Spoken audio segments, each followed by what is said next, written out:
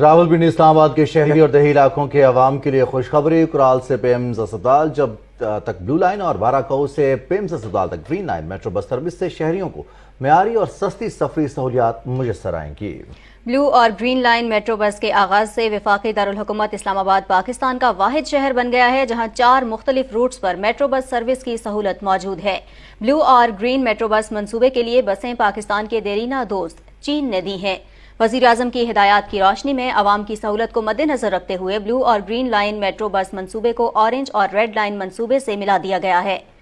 وزیر اعظم نے metro bus منصوبے کے کمانڈ اینڈ کنٹرول سینٹر کا سنگ بنیاد رکھا۔ کمانڈ اینڈ کنٹرول سینٹر نہ صرف میٹرو بلکہ دیگر ٹرانسپورٹ کے نظام میں بہتری کے لیے بھی معاون ثابت ہوگا۔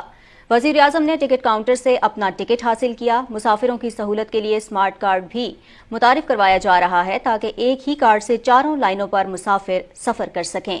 وزیر اعظم کی ہدایت کی روشنی میں آئندہ 1.5 ماہ میں اسلام آباد کے مختلف سیکٹرز میں بس سروس بھی شروع کر دی جائے گی، جس کے بعد وفاقی دارالحکومت میں پبلک ٹرانسپورٹ کا فٹ پرنٹ پورے پاکستان میں سب سے نمایاں ہوگا۔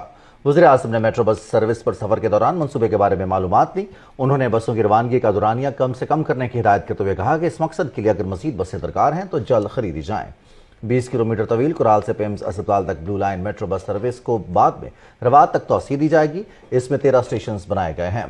PWD سے کرال تک شٹل سروس کا اجرا کیا جا رہا ہے۔ بارہ سے پیمز اسپتال تک 15.5 کلومیٹر پر محیط green line metro bus service پر 8 مسافر اسٹیشنز بنائے گئے ہیں۔ اٹھال چوک تک جلد شٹل سروس بھی شروع کر دی جائے گی۔